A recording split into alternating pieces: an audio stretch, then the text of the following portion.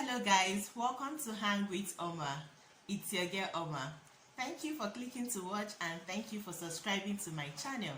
If you haven't already, is there a subscribe button somewhere here? Please click it. A notification bell will pop up beside it. Select also that you'll be notified every time I upload. If you're a returning subscriber, thank you for coming back. You're the real deal. I appreciate you. Thank you so very much. So this video is a continuation of the series that we are currently having, all things pregnant and all things childbirth. If you haven't seen the previous videos that we've talked about previously, I'm going to link them in the description. Please check that out so that you can follow us going forward on this series. Today we are going to be talking about stages of pregnancy. I mean the first, second and third trimester, and we are going to be dissecting them one after the other. And then we are going to be talking about questions that you should possibly want to ask your OBGYN or gyna or midwife, whoever that is providing your pregnancy health care, questions that you might want to ask them going forward. Okay, let's just get into the video.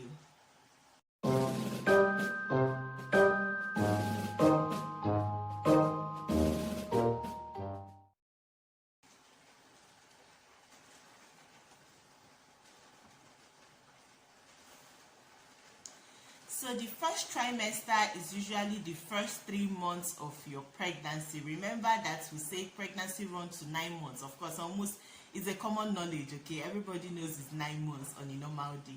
So the first 3 months of your pregnancy is called the first trimester, and is usually between the 1st to the 12th week of your pregnancy.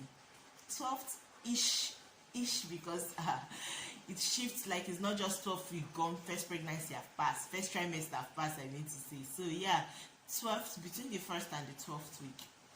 And we've already mentioned the common symptoms that people experience during pregnancy. This does not mean that everybody must experience all the symptoms. Some experience some of the symptoms, some do not even get to experience anything. Some are so lucky that they'll be moving about doing their normal activities without feeling any difference. Now, when you already found out that you're pregnant, we mentioned that you're supposed to start taking your multivitamins, your vitamins, your folic acid, calcium, all those good stuffs. Even if you have not started antenatal yet, you already know that you're pregnant. Please start nourishing your body with all those good stuff. Make sure you get your vitamins in, your vitamin B's, your vitamin C's, folic acid, calcium. Make sure you start getting them in because they will help your body prepare to go through pregnancy. Another thing I want to talk about is your diet.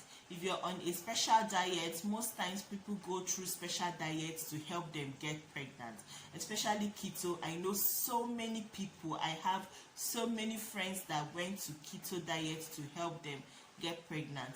Now, there are few healthcare providers that do not support you doing keto while pregnant, and they just cuckoo advise you to eat your normal food. So you have to want to discuss that with your healthcare provider, if you're on a special diet. Another thing you want to look into is to get a scan in your first trimester. Between the 7th to the 10th week, anytime within that period, you want to get a scan. You want to confirm if the fetus is well planted, if there is a heartbeat, because these are the period that people find out that unfortunately their pregnancy might be ectopic.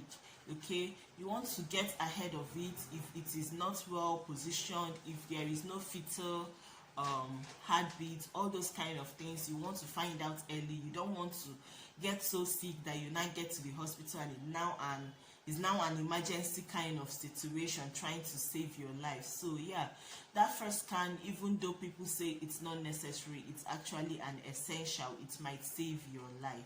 So yeah, you might want to talk about getting that in your first trimester. Another thing you would want to look into is your water intake. If you're someone that don't drink a lot of water, it's time to change.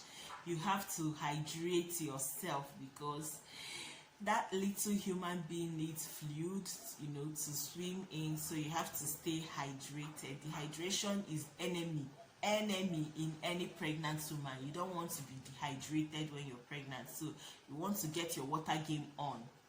Yeah. And based on what your symptoms are, you may want to go to, like, there are people that their symptoms are so severe. I know in my second pregnancy my symptoms were so severe, I have to constantly be in the hospital because I was dehydrated. So if you're constantly throwing up and you're not taking, like, you're not able to eat as well as you would like to, or you're not able to get in water as much as you would want to, it might get to that point that you get to hospital so that they will hydrate you through an IV. Nobody likes that, but it's necessary if it gets to that particular point. So yeah, if your symptoms are so severe that you're constantly throwing up but you're not feeding, or you're constantly throwing up but you're not drinking water, or you're not getting enough rest, just take yourself to the hospital so that they will find a way to assist you. You don't have to, you don't have to endure it all. If you need the help, please ask for it, okay? Now moving forward to our second trimester. At this point, your normal clothes, you know, they enter the way you used to enter before. You go wear your fitting leggings, you go tight. Your trousers, you don't they hold you somehow for your belly side. Your normal dresses, you know, the stomach is beginning to look like you're bloated. So there are some outfits that you can no longer wear the way you used to. It is time you may want to have a wardrobe upgrade. You know, those your fitting pants, you might want to start buying a size higher. You know, it's not like you can't wear something shapy or something fitting, but do not wear something that is uncomfortable, especially in fact in your entire body, because you want blood flowing in your veins, you want your stomach to be comfortable. You don't want anything that will be so tight that you will have to be cramping on your leg or your body, or you know, you want free movement all over your body. So please, if your clothes are beginning to get tight, it's time to upgrade a little bit in size, okay? It's perfectly okay. And when you experience certain symptoms, some people experience spotting either in the first or in the second, even in the third trimester sometimes. If you experience any form of spotting, please mention it to your gyna, your healthcare provider. Sometimes they are usually nothing. Spotting, by spotting I mean sometimes you look at your undies and you see that either your panty liner or your underwear is stained with some droplets of blood, okay? Most of the time it's nothing, but sometimes it can be something, okay? It's not normal that those things are dropping. In my first pregnancy, I experienced spotting towards the end of my first trimester, and it was nothing, okay? I just needed rest. I was stressed. I just needed rest. So most times when you experience things like that, mention it to your healthcare provider. Let them check you out and know if it is okay. Another thing I forgot to mention is your vitals. Every single time you go to the hospital, make sure that the first thing that comes out of your mouth after they've checked your vitals is if it is okay. You may not want to ask the nurses because usually they are the ones that check your vital. You might want to ask your doctor. Me, I ask all of them. I will ask the nurse, is my vital okay? Yes. By vital, I don't just mean my BP, I mean both my weight, because there are certain weight gains you're expected to have over a period of time. I would want to make sure that I'm gaining enough weight that I'm supposed to gain. If I'm not gaining enough, let them let me know. If I am gaining too much, let them let me know. I want to know that, okay? So if you're not, sometimes I ask both the person that takes the vital, and then when I get to the doctor's office, when they are, I still ask, okay? You make sure you ask questions about your vital, you know. If there is any concern, if you have any concern, they should let you know. And another very common symptom people have, I completely forgot, and I don't know why, because I had it in both pregnancy, was heartburn. Okay, so if you're having heartburn, tell them, they will tell you certain meals that you might avoid. You know, don't eat late, eat light, eat in small portion. All those advice, you need them. So you mention whenever you're having, if you're having, well, depending on how severe it is, they might decide to place you on medication. I know I got one in my second pregnancy. I got something stronger than the normal, what do they call this thing? This white lipid that is tasteless. I've forgotten, but I know most people that have gone through pregnancy know what I'm trying to. I'll put the name on the screen if I remember. So yeah, they had to place me on something stronger. because my heartburn on my second pregnancy was very severe. So if you're going through very severe heartburn or heartburn in general, you don't have to endure it. Mention it so that if it's something they can help you, they will. Okay. And yeah, in your second trimester, you also have another scan. In fact, I feel like in the second trimester the number of scans increase. Most times, regularly when you visit your clinic for antenatal, they will always check the heartbeat, the rate of the heartbeat, and the movement of the baby. Oh, how did I forget? I cannot just come and say movement when you have not felt it now. But before you start feeling it, the baby is already moving. So they check and they make sure that the movement of the baby is normal, like the baby moves normal. And then they check the heartbeat at every single appointment. But you as a mother in the second trimester, you will start feeling the movement of your baby, not just seeing it at the scan. You don't start feeling it immediately you enter second trimester, but before you get to your 20th week, you probably have already started feeling it. Towards your 20th week in Nigeria here, that is when they get to check for the gender of your baby. I know that most people outside the country, they get to find out earlier than 20 weeks because they have machines that can tell them maybe between 15 weeks or so, but it's usually in the second trimester. But here in Nigeria, they will give you 20 or 21 weeks to come and check for the gender of your baby. Nobody wants to get sued. Even though when I checked for my second baby, I checked a little earlier before 20th week, but the doctor was like, I'm telling you this is not on record, I'm not going to write it on your scan, I'm just telling you off record, this is what it is. But because nobody wants to get sued, they want to be very sure, they just tell you to come on the week 20th or the 21st week to check for the gender of your baby. So usually that is when you find out if that is something you're interested in knowing. Moving forward to the third trimester. Oh, by this time, almost everybody already knows that you're pregnant. Almost everybody. Everybody that knows you. Because even though the stomach, some people, they don't even really get, like my first pregnancy, in my 6th month, unless you know me very well, you know that I'm pregnant because I don't wear revealing clothes anymore. I don't wear like fitting clothes anymore. But if you know me, you would know that I'm pregnant. But if you don't pay attention, it was like on my 7th month that people started like knowing very, very well, because I just slept one day and woke up and my stomach was like so yeah, by that time, everybody that knows you should already know that you're pregnant. Anybody that can see should already know that you're pregnant. At this point, you might want to also revisit your wardrobe, because yeah, some of the clothes will still, some people do not like buying maternity clothes. You want to be stylish while still being pregnant. I think that lately most people that make maternity wears are making it stylish. Previously, maternity wears are bland, they do not have styles, and people want to still look good even though they are pregnant. So yeah, most people just want to buy stylish clothes in bigger sizes rather than patronizing maternity wears. I don't know if what I'm saying makes any sense. Generally, just do you. If you know what works for you, as long as you're comfortable in what you're wearing and it actually fits, yeah, do what works for you. Another thing I'd want to mention, hydration. At this point, it is not even an option whether you like water or not. Drink, consume water. Okay, it is not just necessary, it is very vital. Okay, yeah, also do not forget to take your antenatal medications.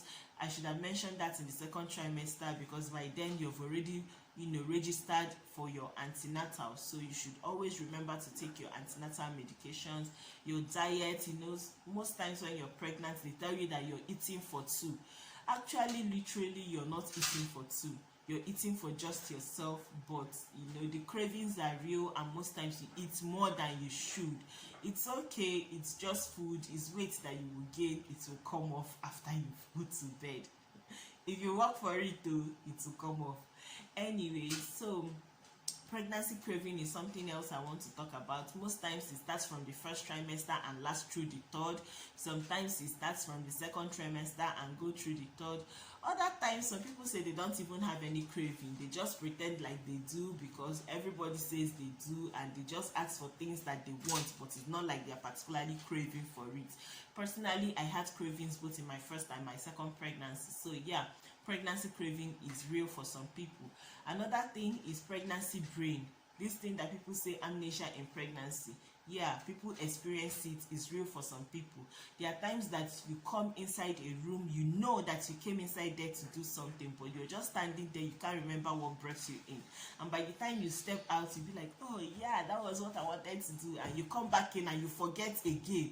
You're like, what did I even say that I came here to do? Yeah, it happens to some people. I experienced it 2 times, like not just 2 times in my pregnancies, both pregnancies I experienced it. Another thing that is very common in the third trimester is difficulty in doing the things that you're usually used to doing. Things that are usually easy for you to do, like buckling your shoes or wearing your pants. By pants I mean pants or trouser. Okay, it might not be as easy. Like, you can't stand on one foot, you would need help. Sometimes you would even have to sit down in between dressing just to catch your breath. Yeah, it's normal. Don't feel like it's a terrible thing happening to you. It has happened to a lot of women. It's just normal passing thing. Another thing is that maybe your back pain, maybe you feel back pain, waist pain. Again, is one of the things that you have to do to enjoy, the joy of motherhood. So yeah, they are common, but that does not mean because they are common symptoms that you cannot discuss them with your healthcare provider. Okay, they can advise you in getting pregnancy pillows, teach you how to use it just to help to relieve pain. Some of them can advise you in a pregnancy massage to get. There are some hospitals that actually provide those pregnancy massage for your back, your waist, just to relieve you for a while. There are some exercises that they can advise you to involve yourself in to get some sort of relief, especially if it has to do with your pelvic or your back, to get some sort of relief. Yeah, another thing is constant urination. Like, the weight of the baby and the size of the baby must have pushed all your organs, cramped them up. And another thing that is suffering, not just your stomach that is pushed up and giving you heartburn, not just your ribs that the baby is pushing, but your bladder that it feels like the weight of the whole baby, amniotic fluid, everything is on top of it. So it might not hold like urine the way it used to. You always have to go to pee. That discomfort is there. Just endure it for the time being. Then and again, not just because there are symptoms of pregnancy that you don't get to discuss it with your healthcare provider. Always feel free to discuss it with your healthcare provider. Anyways, we are going to be putting a pin on this video for now, because I don't want it to be too long. Of course, it's a series. We are going to continue in the next video. If you've watched up until now and I've not mentioned some of the things that you experienced or your partner experienced during pregnancy, feel free to tell me in the comment section. And please do not forget to give this video a thumbs up. The thumbs up button is somewhere here. Please do not forget, if you haven't already, to subscribe to my channel. I'll see you guys in my next one. I need you to stay.